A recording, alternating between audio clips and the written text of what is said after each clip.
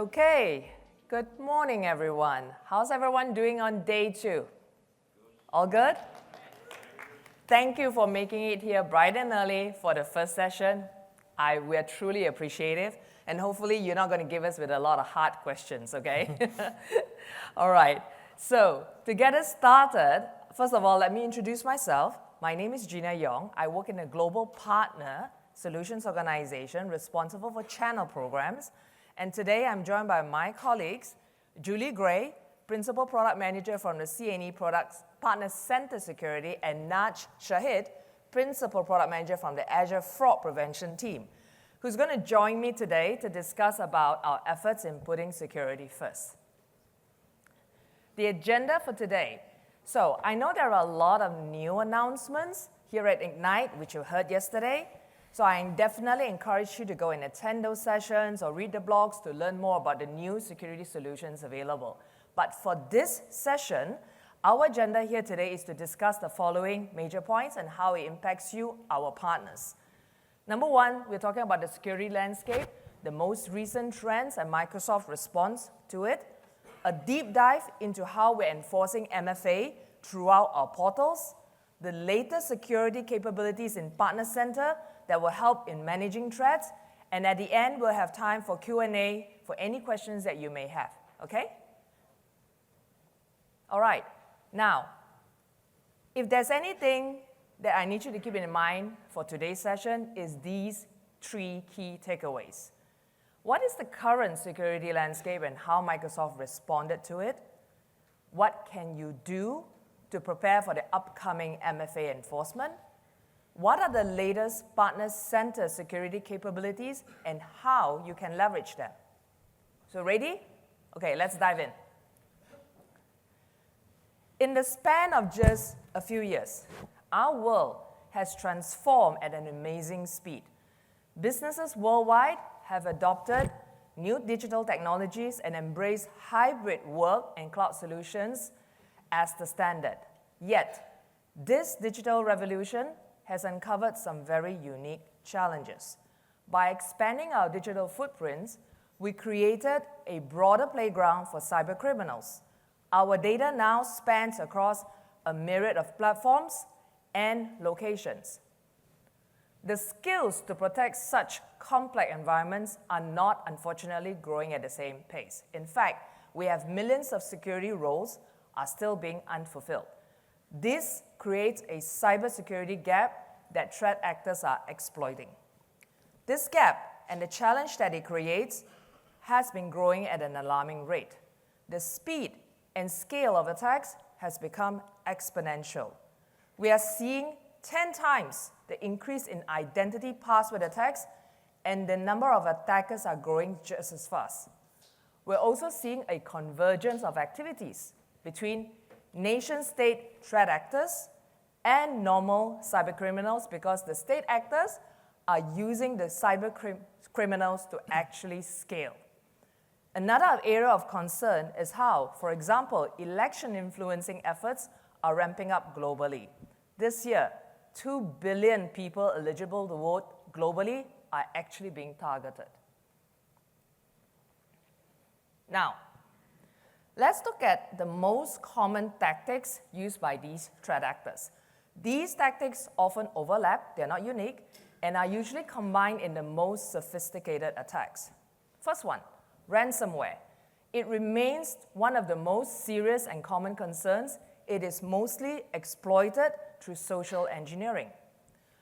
Fraud and abuse are also increasing in volume and sophistication worldwide. It can come in many forms, and it undermines security, trust, reputation of individual businesses and organizations of all sizes, types, and industry. Examples of fraud include account takeovers, impersonation, and customers theft. So, vetting your customers before onboarding them is a crucial step for you to minimize these issues.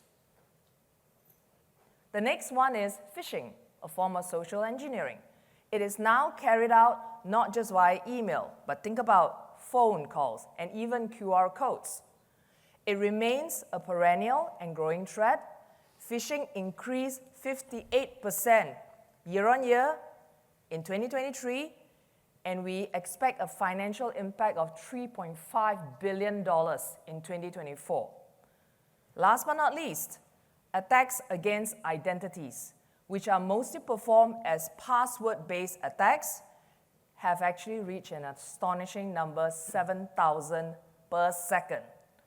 As the defender of one of the most targeted estates in the world, Microsoft sees these challenges first, and we are taking steps to address them. So, at Microsoft, we recognize that defending against these threats is not just a priority, but it is a responsibility we owe to our customers and the broader community. And we are uniquely positioned to tackle these challenges because we have the largest threat intelligence network in the world. We're processing 78 trillion signals daily. This vast amount of data, combined with the expertise of thousands of researchers working around the clock, allows us to stay ahead of bad actors and protect our customers more effectively. A year ago, back in November 2023, we launched a critical company initiative called Secure Future Initiative, or SFI. This company-wide initiative was born to advance the way we design, build, test, and operate our Microsoft technology, ensuring that we deliver solutions that meet the highest possible standard of security. With this initiative, we are empowering all of Microsoft to implement the needed changes to deliver security first, and we're putting the ultimate behavioral incentive behind it, compensation. Yes, you heard it right. With security being a key part of our executive compensation, and it's also in every employee's performance evaluation. SFI is actually built on 3 core principles: secure by design, secure by default, and secure operations.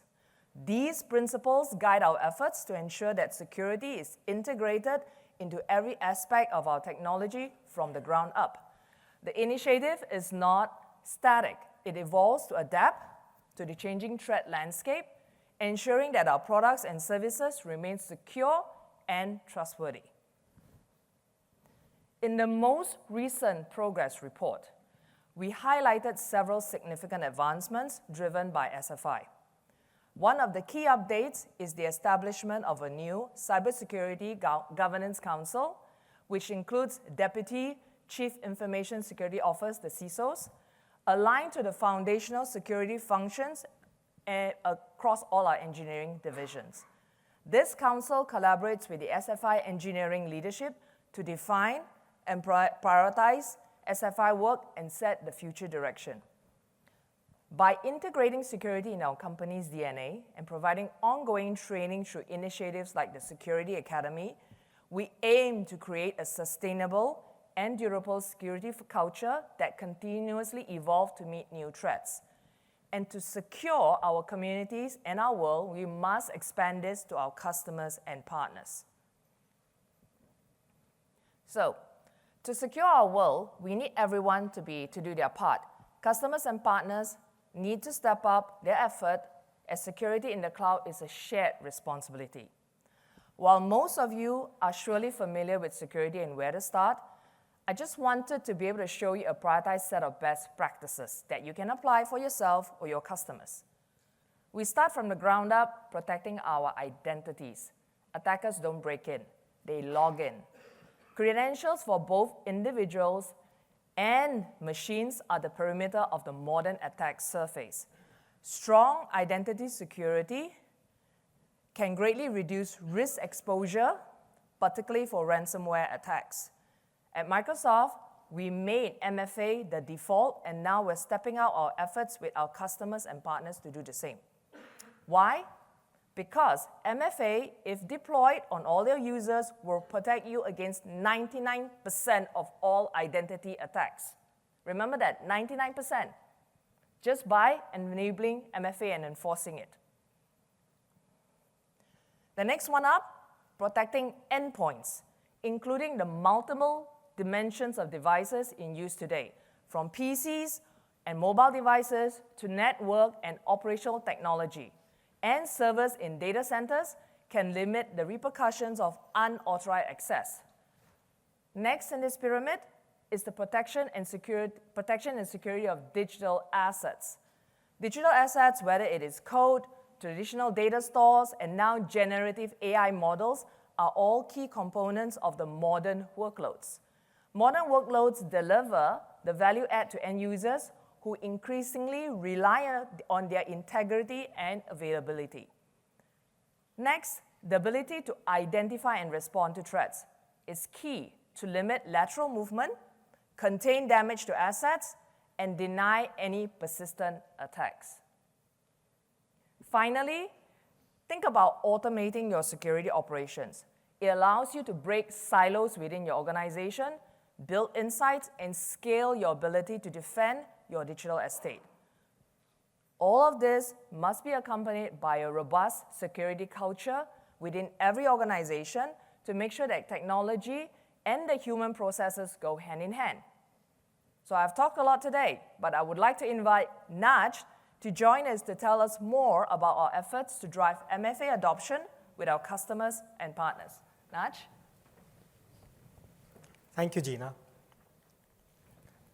So MFA is crucial for many reasons, but firstly, it just works. Research done by Microsoft shows that MFA can block more than 99.2% of account compromise attacks. So that's a staggering number. And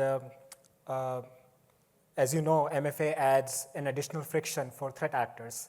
So even if they have access to a user's password, they need to bypass additional security measures, and that makes MFA simple yet highly effective. Secondly, accounts that use Microsoft services such as Azure or M365, they are high-value targets for threat actors. And once compromised, these accounts can be used to disrupt customer environments or repurpose them for malicious activities. As a reminder, under Microsoft's terms of use, customers are required to control access to products and are responsible for their use by their users. So MFA can help our customers and partners ensure that resources are deployed and used by authorized users only. And finally, MFA also can help you with compliance to security standards and regulations, such as HIPAA for healthcare or GDPR for privacy.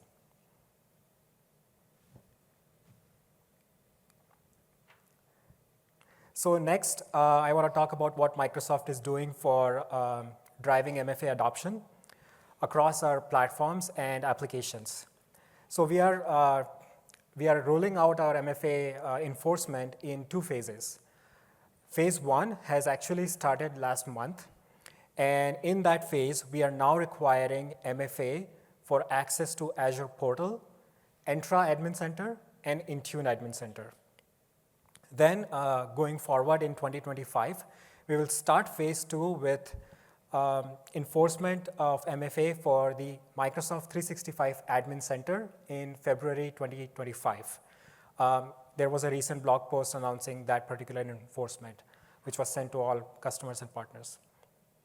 After that, we will expand this MFA enforcement for access to Azure through any means, be it applications like Azure CLI, Azure PowerShell, mobile app, any first or third-party infrastructure as code tools, or any application that can call an Azure API. All of those will require MFA going forward.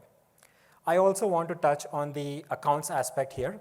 So the accounts that are in scope for this MFA enforcement are user identities or user accounts only.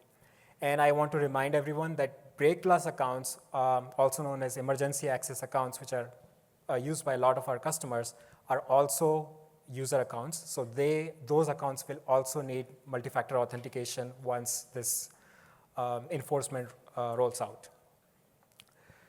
Workload identities are such as managed identities or service principals are out of scope, and those will not require MFA because those accounts use passwordless token-based authentication.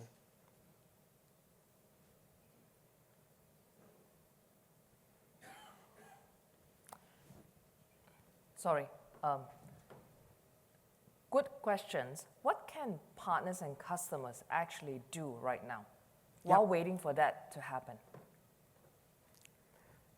So partners and customers can take immediate steps to enhance their security by deploying MFA. And as this slide shows, I would like to recommend considering 4 actions. First, global administrators should enable MFA for their own accounts and also enable 1 or more MFA methods for all of their users. These MFA methods could be something provided by Microsoft, for example, the Microsoft Authenticator app, or they could also be external authentication methods. Secondly, if you have an M365 or Entra ID free license, then our recommendation is that you should enable security defaults in your tenants. But if you have Entra ID P1 or P2 license, then we recommend that you start with conditional access. And you can start with implementing conditional access policies in report-only mode to begin with to understand the impact on your users and tenant, and then plan your MFA deployment from there on. And finally, I want to touch again on the break glass accounts. Because of the nature of these accounts, we recommend that you use a FIDO2 key or a certificate-based authentication for these accounts. Now, additionally, we have also provided resources to identify impacted users in your tenant. So there is a PowerShell script, which is linked here as well as in our docs, that you can use to export a list of auth methods used by your users. And similarly, there is a multi-factor authentication workbook, which you can again use for looking at the logs. Now, apart from all these, we also understand that some customers need additional time to implement MFA. And that is why we have provided a self-serve option for global administrators to postpone this enforcement while they prepare their systems and their users.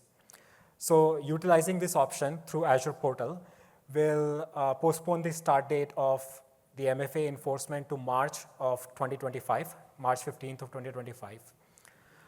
So that's one option. On the other hand, let's say if you are totally ready for MFA enforcement and you don't want for our gradual rollout to hit your tenant at a later date, you can actually go to the same portal and you can click a button there which will enable the enforcement instantly on your tenant, so you can remove any uncertainty associated with that. I also want to remind again that as we saw on the previous slide, phase 1 of this enforcement has already started rolling out, so I urge you to take these actions immediately. We did notify global administrators through several channels back in August.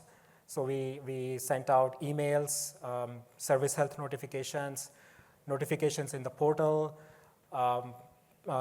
notifications through the M365 message center, all of those targeted to admins so that they can get prepared for this enforcement. And finally, the one key takeaway I want you to leave is that it is critical to act now to prepare for this MFA enforcement which is coming, but more importantly to also protect against potential security threats and to keep customer data secure. Thank you, Naj, for the great insights and on how to prepare NFA enforcement that's upcoming. Now we have Julie, who's going to tell us what we've been doing on Partner Center. How can partners actually help to better detect and respond to threats? Thanks, Gina. Our primary objective for Partner Center is to strengthen your security infrastructure of our CSP partners. So our team's been focused on, as Gina talked about, the automation, the detection, and the remediation aspect of the pyramid, and securing digital assets. It's essential to implement changes that foster opportunities for learning and protective pattern detections. As part of this, we are focused on 3 pillars: protect, detect, and respond. Protect. The protect pillar is all about taking proactive measures to secure users and tenants. This includes MFA compliance and granular delegated admin privilege, also known as GDAP. MFA compliance is critical, as Naj mentioned earlier, in accounts that access Microsoft services, such as Azure or M365 subscriptions, are high-value targets for threat actors. Once compromised, these accounts can be used to disrupt customer environments or even repurposed for malicious activities. We have tools in Partner Center Security Workspace for viewing MFA compliance for both partners and customers. In addition to the Partner Center UI, there are also APIs available for pulling MFA compliance. This visibility ensures partners take action to secure themselves and their customers. MFA should be in place on all users, but especially the admin users or global admins. Partner and customer tenants should be using either security defaults or conditional access. As Naj mentioned earlier, verifying whether MFA is enabled depends on the type of Entra license that the partner or customer has. So if they have M365 or Entra ID free license, they can use security defaults. If they have Entra P1 or P2 license, they can use conditional access policies. GDAP is another great way to protect users and is critical to securing users and ensuring that least privileged access is utilized and protected. GDAP access should also be reviewed regularly to understand who is accessing the environment. We are continuing to make further improvements on the least privileged experience and journey. Detect. So the detect pillar is focused on automation and how we detect anomalies that provide early signals to help partners take action to respond. So security alerts, which some of you may be familiar with, is one of our core capabilities, which I will talk about in greater depth later in this session. And then respond. The respond pillar is all about how we secure our digital assets. Ultimately, the focus is on preventing exploitation and vulnerabilities through comprehensive and timely remediation.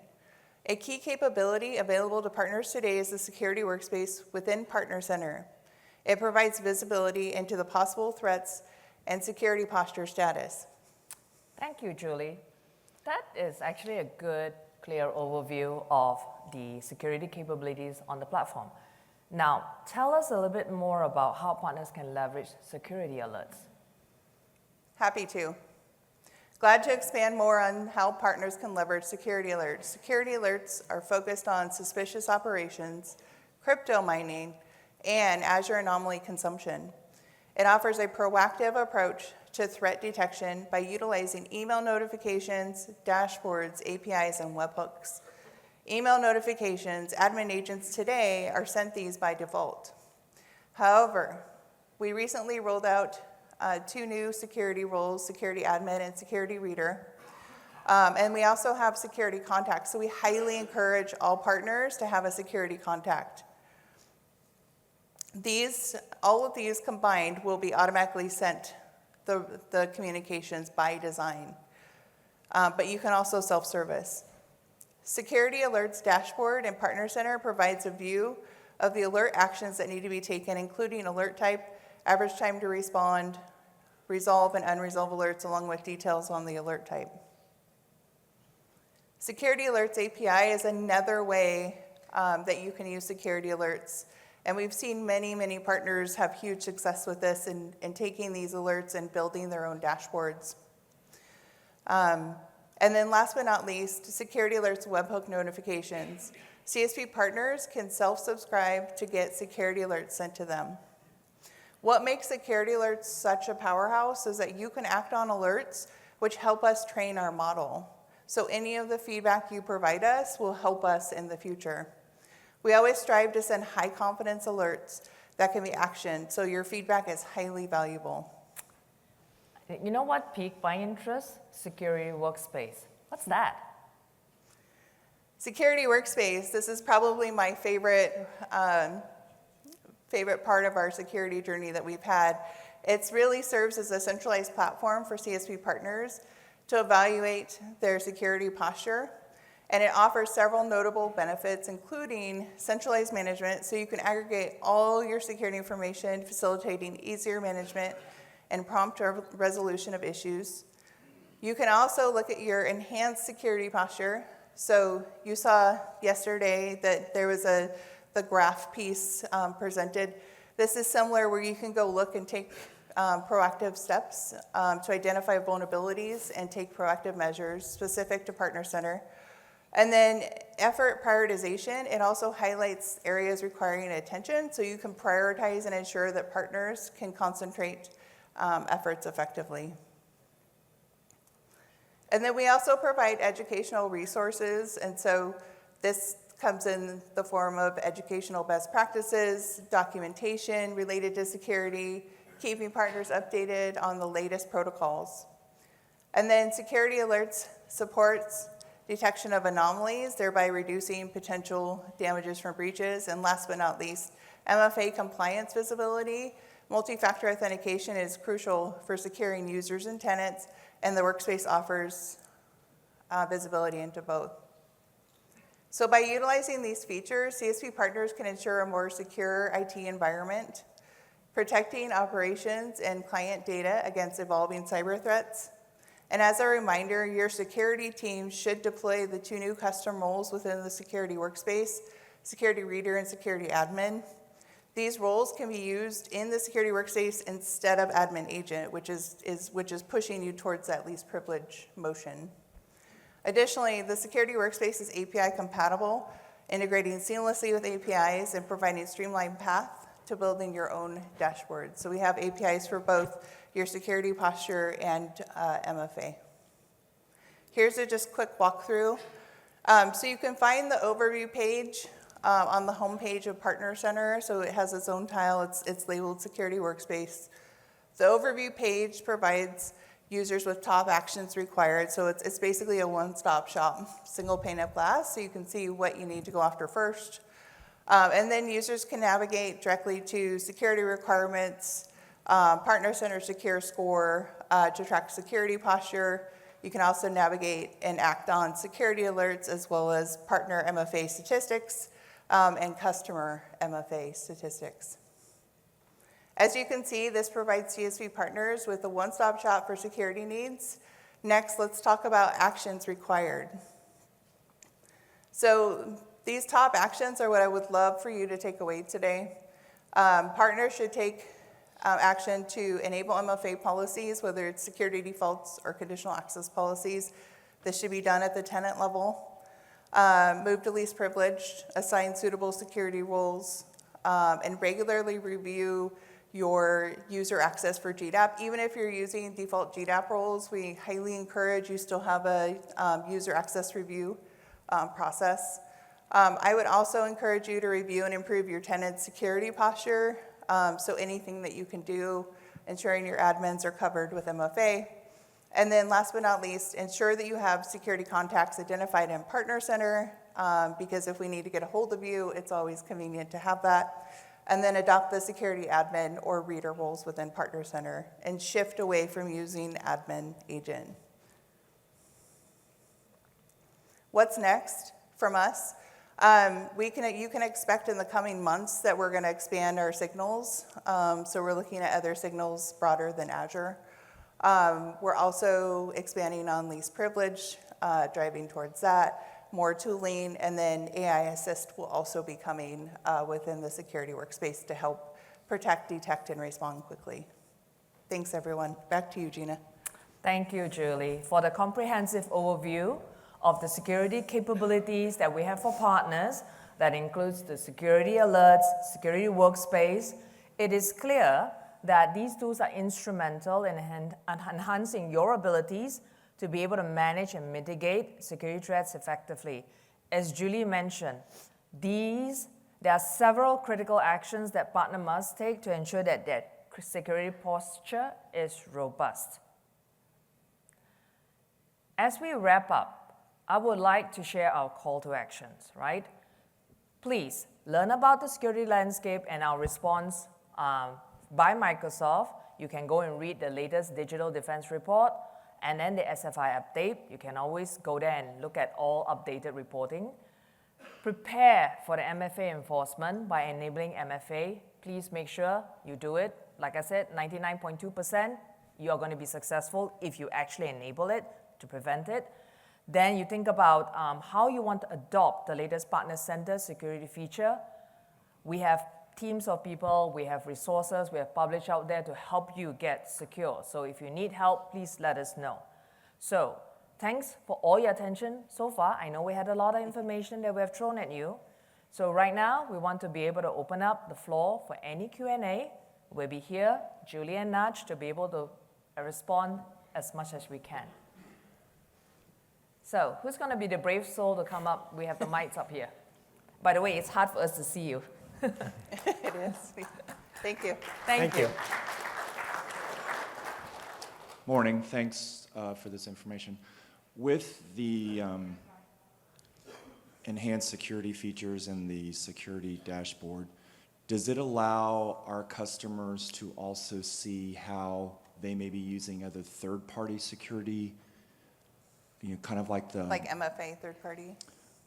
Sure. Like, for example, if they were using Palo Alto, in addition to Defender and Microsoft's products, kind of like a belt suspender approach, does this security console allow them to see all aspects of their security posture? It does specifically to Partner Center and then specifically to MFA. We don't currently have third party in there. We're planning to add that back here shortly. But that's a really great, it's great feedback that I'll take back to the team. Great, thank you. Yeah, and if you're willing to stick around, I'd love to connect with you after. Absolutely. Thank you. Hello, I got a question regarding the MFA possibilities overall, or the methods to be specific. We're planning to do MFA enforced for all our users, which are over 6 digits. And the problem with our users is not everybody got a company phone, and they are very restrictive when it comes. You have to install Authenticator on your own phone. So we had a thought, okay, we give out everyone a FIDO2 key. And we started with it, and so far so good. But there's one little restriction that is a little bit of pain for us, because to set up a FIDO2 key, you need either MFA activated with another authentication method, or a one-time password. Now we're speaking all over Europe, different things, and we don't want to. And the plan is basically to give the service desks the FIDO keys and they hand it out. But we don't want elevated rights for one-time passwords for the service desk. At the same time, it would be, with that user amount, an incredibly lot of to do for our global admins. So is there something in plan to directly enable MFA with FIDO2 as first thing, or will always be the little extra steps required in the future? So I don't have a precise answer right now, but what I will do is I will connect you with our team in Entra, Microsoft Identity, and I will get that answer for you. That would be amazing. Thank you. Yeah.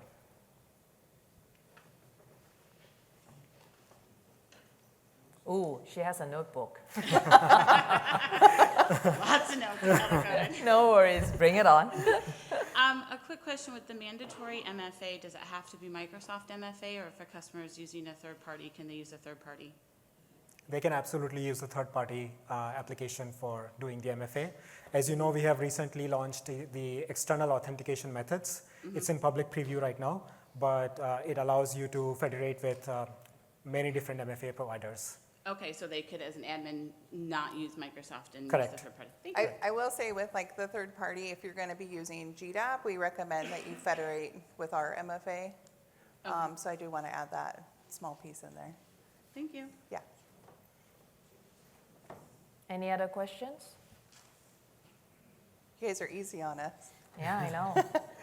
Maybe it's early. But it's okay if you don't have immediate questions for us right now. I think there is one okay, question. there's one coming. Oh, Good. perfect. I want to pick up on what was said earlier about kind of managed service provision. A lot of us, we're partners in the room, are looking after multiple customers, and those break glass accounts, you've kind of been changing direction a little bit, and the material's not written for us, and I'm not a fan of the FIDO key anyway for that, given distributed staff. It's just not ideal. I agree that the extra steps are not great for FIDO either in that moment. But I think it would be good if Microsoft could give some best practice thinking around partner break glass accounts. We've spent too much time on this, and I think we need guidance from you how to do this better. Okay. Those accounts are too important, and we run the risk of our engineers making mistakes. Yeah. Those accounts are, we need to figure that out.